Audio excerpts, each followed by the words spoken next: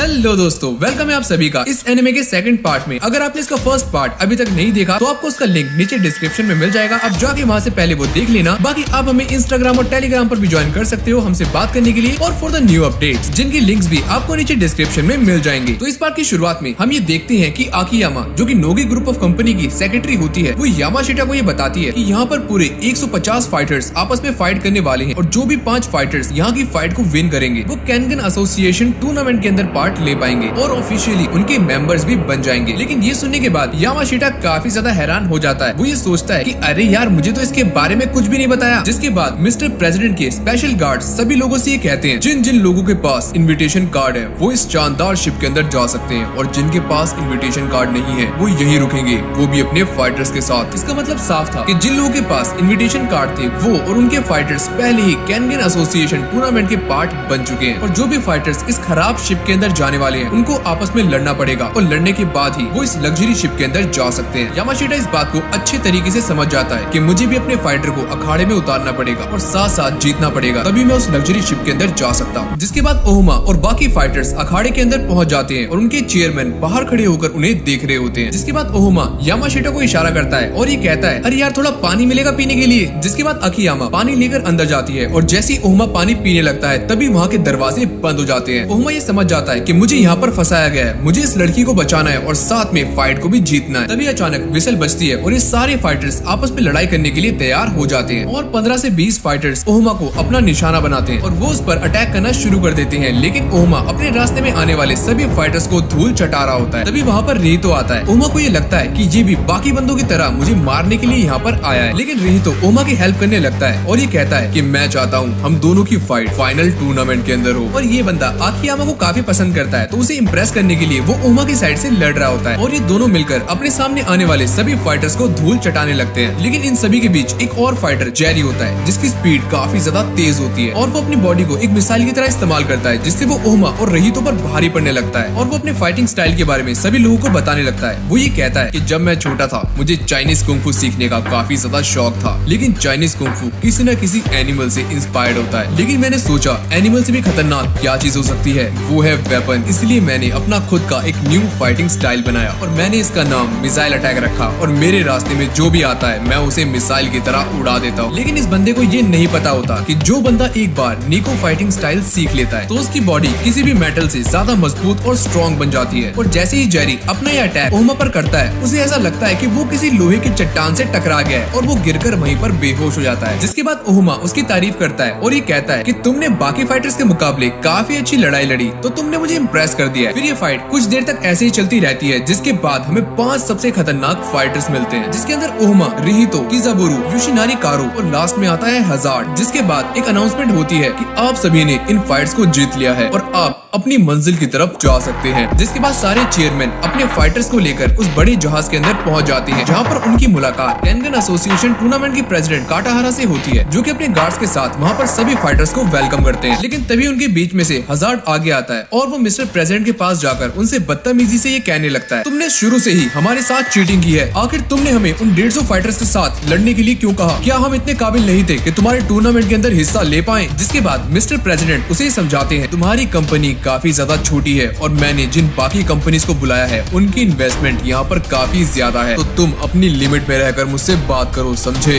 जिसके बाद हैजर्ड को गुस्सा आता है और वो गुस्से में आकर प्रेसिडेंट की तरफ अटैक करने की कोशिश करता है। लेकिन तभी प्रेसिडेंट का एक हट्टा कट्टा बॉडीगार्ड बाहर आता है और वो हैजर्ड के मुंह पर एक जोरदार लात मारता है और उसे एक ही किक में नॉकआउट कर देता है। जिसके बाद हैजर्ड को नीचे समुद्र में फेंक दिया जाता है जिसको देखकर बाकी फाइटर्स ये समझ जाते हैं कि हमारे पास जो ताकत है उससे ज्यादा ताकत इस बुड्ढे के पास है जो कि इसके बॉडी गार्ड्स के अंदर है। और ये बात भी पानी की तरह एकदम साफ है कि जो भी इसके साथ बदतमीजी करेगा उसको मार दिया जाएगा। जिसके बाद एक कमाल की पार्टी होती है जिसमें यामाशिटा को इस बात पर यकीन नहीं होता कि वो इतने बड़े शिप के अंदर है और ये सारा उसे एक सपने की तरह लगता है जो कि जवानी में तो पूरा नहीं हुआ लेकिन बुढ़ापे में पूरा हो रहा है। जिसके बाद नोगी कॉर्पोरेशन के चेयरमैन भी उन दोनों को बधाई देने के लिए वहाँ पर पहुँच जाते हैं कि तुमने यहाँ पर आने के लिए काफी मेहनत की, कांग्रेचुलेशंस। जिसके बाद ओहुमा नोगी को टोंट करते हुए ये कहता है कि तुमने तो मेरा साथ छोड़ दिया था, तुमने ये कहा था कि मैं तुम्हारा फाइटर नहीं हूँ हूँ। चलो अच्छा ही है मैं तुम्हारी कठपुतली बनने से बच गया। इसके बाद हम रिहितो को देखते हैं जो कि आकियामा को सेट करने की पूरी कोशिश कर रहा होता है और ये कहता है कि ओहो क्या तुम मेरी सेटिंग बनोगी, वैसे मैं ही अपनी कंपनी का फाइटर हूँ और मैं ही उसका ओनर भी हूँ। फिर वो अपनी कहानी सुनाने लगता है। वो ये कहता है कि एक बार नोगी मेरे पास आया था जब मैं उसकी कंपनी में काम किया करता था। मैं काफी मेहनत किया करता था और फाइट्स भी किया करता था, लेकिन उसके बाद नोगी ने मुझसे कहा कि तुम एक बेहतरीन फाइटर हो, तुम्हें बस थोड़े से पैसे चाहिए जिससे तुम अपनी कंपनी बना सकते हो और वैसे तुम फाइटर तो हो ही और इससे तुम्हें कैनगन एसोसिएशन की मेंबरशिप भी मिल जाएगी और तुम अपने आप को एज अ फाइटर रजिस्टर भी कर सकते हो। और यहाँ पर नोगी ने इसे भी अपने जाल में फंसा लिया होता है जैसे कि उसने ओहमा और यामाशिटा को फंसाया है। और जैसे यामाशिटा को ये सारी बात समझ आने लगती है वो इस शिप का गेड़ा मारने के लिए जा रहा होता है, लेकिन तभी उसकी नजर सामने एक भीड़ पर पड़ती है जहाँ पर लोग दो फाइटर्स को घेर कर खड़े होते हैं और ये लोग चाइनीज चेस खेल रहे होते हैं और यामाशिटा भी इसका काफी अच्छा प्लेयर होता है। तभी हम देखते हैं कि वहाँ पर वो पियक्कड़ बंदा दोबारा से आता है जो कि यामाशिटा के पास आकर उससे ये कहता है अगर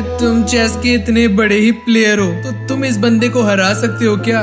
ये काफी लंबे टाइम से लगातार जीतता हुआ आ रहा है और अगर तुम्हें चेस खेलने का 50 साल का एक्सपीरियंस है तो खेलो ना इसके साथ। लेकिन जब यामाशिटा भी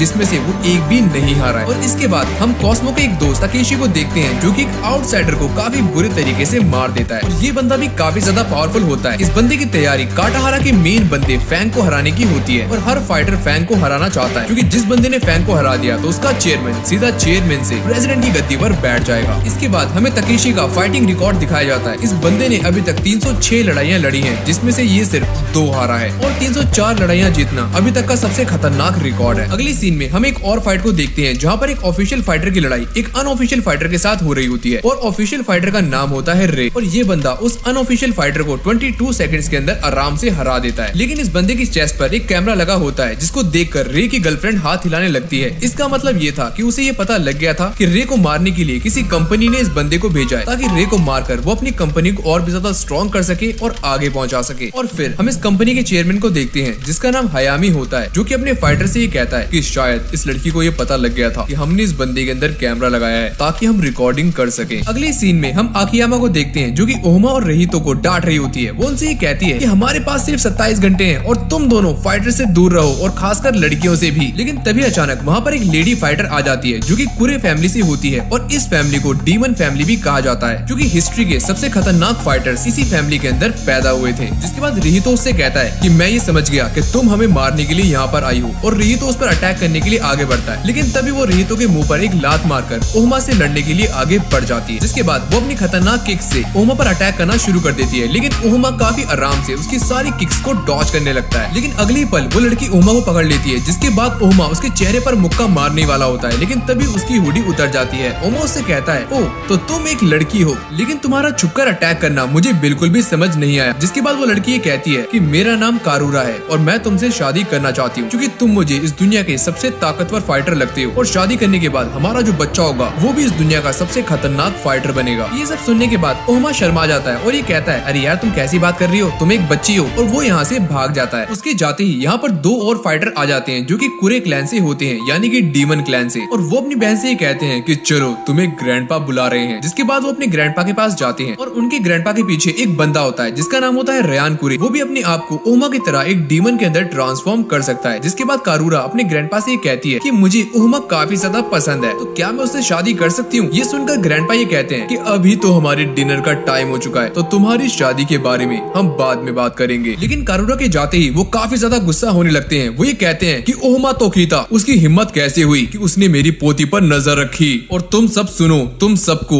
ओहमा पर नजर रखनी है। अगर वो कोई ऐसी वैसी हरकत करता है तो तुम उसे जान से मार देना। फिर हम देखते हैं कि सुबह हो चुकी है और यामाशीटा काफी ज्यादा खुश होता है क्योंकि वो उस आइलैंड पर पहुंच चुके हैं जहाँ पर उनकी किस्मत का फैसला होने वाला है। इसके बाद हम देखते हैं कि मिस्टर प्रेसिडेंट कुछ अनाउंसमेंट कर रहे होते हैं और नोगी उसके साइड में खड़ा होता है। लेकिन नोगी काफी ज्यादा परेशान था, जिसको देखकर यामाशीटा मिस रीनो से ये पूछता है कि ये बंदा इतना ज्यादा परेशान क्यों है। जिस पर वो ये कहती है कि अगर नोगी इस बार टूर्नामेंट के अंदर हार जाता है तो उसकी कंपनी खत्म कर दी जाएगी। ये सुनकर यामाशीटा ये कहता है कि खत्म कर दी जाएगी, इसका मतलब क्या है। फिर हमें पता लगता है कि जो छोटी कंपनीज नोगी को सपोर्ट कर रही हैं, उसको प्रमोट करने वाली थी, तो उनका सारा कर्जा माफ कर दिया जाएगा। ये सुनने के बाद यामाशीटा काफी खुश होता है और वो ये सोचता है कि यार फिर तो इसे पक्का हारना चाहिए, क्योंकि मैंने भी इसे काफी ज्यादा कर्जा लिया है। अगर ये हारता है तो मेरा कर्जा भी माफ हो जाएगा। लेकिन अभी बात पूरी नहीं हुई थी। अगर नोगी हारता है तो उसके साथ जितनी भी छोटी कंपनीज हैं वो सारी की सारी हार जाएंगी। और ये सुनने के बाद यामाशीटा काफी ज्यादा परेशान हो जाता है और वो अब ये सोचने लगता है कि अगर नोगी हारता है तो उसके साथ साथ हम भी हार जाएंगे और हम सड़क पर आ जाएंगे, और मेरे साथ साथ रिहितो भी सड़क पर आने वाला है। अगले सीन में हम ये देखते हैं कि मिस्टर प्रेसिडेंट एक बड़ी सी स्क्रीन पर मैचेस के बारे में बताने लगते हैं और वो ये कहते हैं कि मेरा फाइटर सबसे आखिरी में लड़ेगा, क्योंकि मैं नहीं चाहता कि मेरा बेहतरीन फाइटर पहले ही तुम्हारे छोटे मोटे फाइटर्स को मार दे और तुम शुरू में ही मैचेस हारते जाओ। और अभी जो मैच होंगे वो सारी कंपनीज के बीच में होंगे और जो भी फाइटर जीतेगा और सेमीफाइनल में पहुंचेगा उसका मुकाबला मेरे फाइटर के साथ होने वाला है। इसके बाद मिस्टर प्रेसिडेंट उन्हें एक मशीन दिखाते हैं और ये कहते हैं कि ये मशीन तय करेगी कि तुम्हारा मैच कब और किसके साथ होने वाला है। और अब पहली बारी यामाशीटा की आती है। वो अपनी किस्मत को देखकर सोच रहा होता है कि मैं कहाँ फंस गया, और जैसे वो बटन दबाता है तो सबसे हायर नंबर उसी के आते हैं। और इसका मतलब साफ था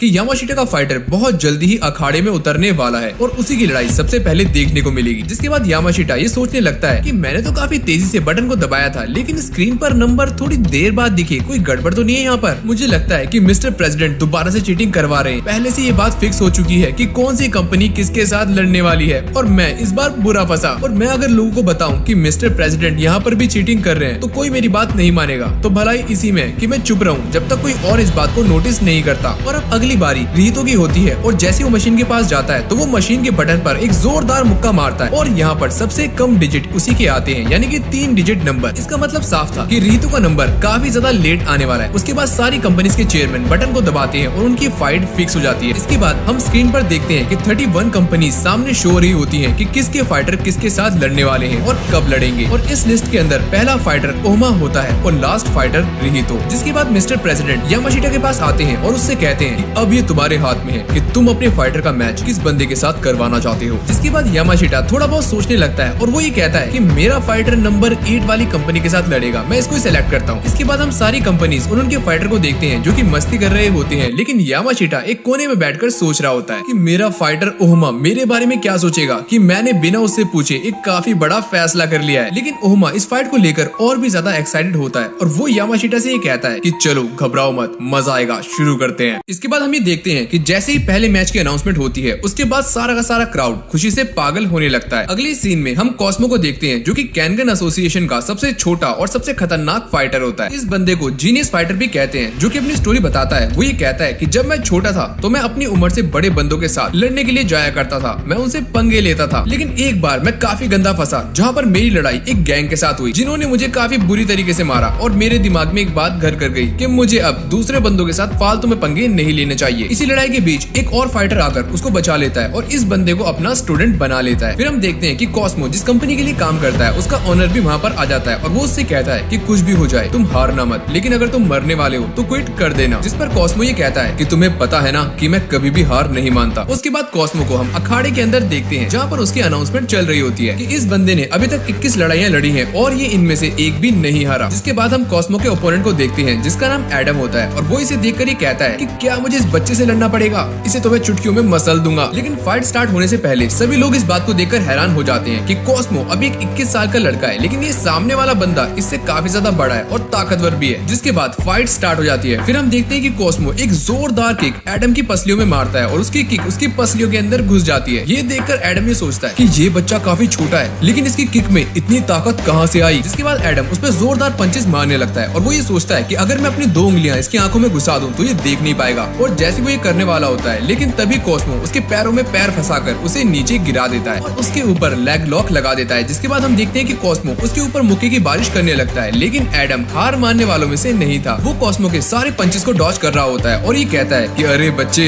तुम अभी बच्चे ही हो और तुम्हारे पंचेस में अभी इतनी जान नहीं है, समझे। और जैसे ही एडम को मौका मिलता है वो एक जोरदार पंच कॉस्मो के मारता है और कॉस्मो कूदकर काफी दूर जाकर गिरता है। और यहाँ पर ये बात साफ हो जाती है कि एक जोरदार पंच मारने के लिए बॉडी मास और बॉडी वेट ज्यादा होना जरूरी है, जो कि कॉस्मो के पास अभी तक नहीं है। वो एक छोटा सा बच्चा ही तो है। इसके बाद हमें एडम की टेक्निक के बारे में पता लगता है, जो कि एक आइस हॉकी की तरह होती है, क्योंकि आइस हॉकी के अंदर हमें अपनी बॉडी को बैलेंस करना पड़ता है और साथ साथ गोल भी करना होता है। और एडम के हाथों और पैरों में इतनी ज्यादा ताकत होती है कि वो कम दूरी से भी एक जोरदार किक और एक जोरदार पंच मार सकता है। फिर हम देखते हैं कि कॉस्मो उसके पास जाता है। उसके पास जाने के बाद वो धुआंधार मुक्के बरसाने लगता है, लेकिन एडम जो कि एक मौके की तलाश में होता है और जैसे ही उसे वो मौका मिलता है वो एक जोरदार मुक्का बनाकर कॉस्मो के मुंह पर मारता है और कॉस्मो की बॉडी काफी दूर जाकर गिरती है और वो इतनी जोर से गिरती है कि जमीन पर गिरने के बाद बाउंस हो जाती है। फिर एडम उसके पास जाता है और उसके बालों को पकड़कर एक जोरदार मुक्का उसके मुंह पर मारने की कोशिश करता है, लेकिन तभी कॉस्मो पीछे की तरफ जंप लेकर उसके मुक्के के असर को कम करने की कोशिश करता है और इस तरह कॉस्मो उसके खतरनाक मुक्के से बच जाता है। जिसके बाद हम देखते हैं कि ये दोनों एक दूसरे को काफी खतरनाक टक्कर दे रहे होते हैं, लेकिन कुछ देर के बाद कॉस्मो अपना फाइटिंग स्टाइल चेंज कर लेता है और इसको देखने के बाद एडम भी काफी खुश होता है और वो भी अपना फाइटिंग स्टाइल बदल लेता है। और उसके बाद एडम अपना पहला अटैक करता है और उसके अटैक का नाम होता है हाई स्टिक शॉट, जिससे वो आसमान की तरफ से एक जोरदार मुक्का कॉस्मो के मुंह पर मारता है और वो ये सोचता है कि कॉस्मो हार चुका है और वो जीत का जश्न मनाने लगता है। लेकिन तभी सारे लोग कॉस्मो कॉस्मो चिल्लाने लगते हैं और तभी कॉस्मो उड़ जाता है और वो अचानक से एडम को पकड़ लेता है। और इसके बाद हमें कॉस्मो की इस टेक्निक के बारे में बताया जाता है जिसका नाम होता है जोन, और इस टेक्निक को 0.001 सेकंड के अंदर अप्लाई किया जाता है। कॉस्मो बड़ी चालाकी से उस जोन के अंदर एंटर हो जाता है जहाँ पर एडम उसे लाना चाहता था। एडम को ये लगता था कि इस जोन के अंदर आने के बाद मैं इसे एक जोरदार मुक्का मारूंगा और ये खत्म हो जाएगा, लेकिन कॉस्मो बड़ी चालाकी से पहले एडम के जोन में आता है, लेकिन बाद में वो एडम को अपने जोन के अंदर लेके आ जाता है और जैसे ही एडम उसकी तरफ मुक्का मारने वाला होता है तभी वो उसके हाथ को पकड़ लेता है। और यहाँ पर कॉस्मो अपनी खतरनाक स्पीड के साथ साथ ग्रैपलिंग टेक्निक का भी इस्तेमाल करता है और अपनी खतरनाक स्पीड के चलते वो एडम के कंधों पर बैठ जाता है और उसकी गर्दन पर प्रेशर डालते हुए उसे कुछ ही सेकंड्स के अंदर बेहोश कर देता है। और इस तरह से कॉस्मो एडम को हराकर इस फाइट को जीत लेता है। लेकिन जैसे ही वो अपने चेयरमैन के पास जाता है तो वो वहाँ जाकर बेहोश होने लगता है, जिसको देखकर उसके चेयरमैन को ये बात समझ आ जाती है कि ये टूर्नामेंट कोई ऐसा वैसा टूर्नामेंट नहीं है, यहाँ पर जिंदगी और मौत की लड़ाइयाँ होती हैं और इसीलिए इस टूर्नामेंट को कैंगन टूर्नामेंट कहा जाता है। और इसी के साथ पहली फाइट यहीं पर एंड हो जाती है। लेकिन अभी देखना ये है कि आगे कौन कौन सी फाइट्स होने वाली हैं और अभी तो ओहमा की फाइट भी बाकी है, जहाँ पर हमें ओहमा की फाइटिंग टेक्निक्स और साथ में उसकी डीमन फॉर्म भी देखने को मिलेगी। तो इसी के साथ हमारी इस कहानी का सेकंड पार्ट भी यहीं पर एंड हो जाता है। अगर आपको ये वाली वीडियो अच्छी लगी हो तो वीडियो को लाइक करके चैनल को सब्सक्राइब कर लेना। अगर आपने इस एनिमे का फर्स्ट पार्ट नहीं देखा तो आपको नीचे डिस्क्रिप्शन में मिल जाएगा, आप जाकर वहाँ पर वॉच कर सकते हो। बाकी आप हमें इंस्टाग्राम और टेलीग्राम पर भी ज्वाइन कर सकते हो, लिंक डिस्क्रिप्शन में, जहाँ पर आप हमसे बात भी कर सकते हो और सारी इन्फॉर्मेशन आपको सबसे पहले मिलने वाली है। बाकी मैं मिलता हूँ आपसे नेक्स्ट वीडियो में, तब तक के लिए टेक केयर।